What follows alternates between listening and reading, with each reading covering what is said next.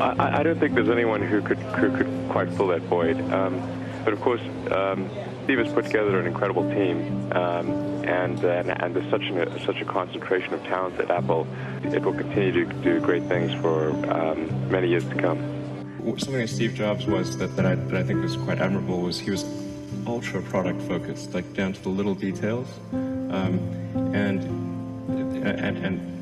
he and the other people at Apple would really try hard to have these, both at a high level and a small level, these delightful things happen. So the product was just made you happy. Jobs was obviously very good with aesthetics, and he understood technology, of course, and he really understood what people wanted even when they didn't know themselves. Well, he's certainly someone I've admired. Well, I did try to talk to him once at a party, and he was super rude to me. But I don't think it was me. I think it was sort of, off the course. I think you weren't the first. Yeah, not the first. No.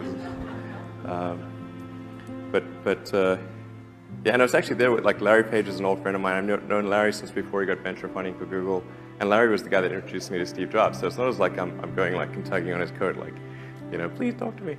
But so I was introduced by Larry Page. It's not bad.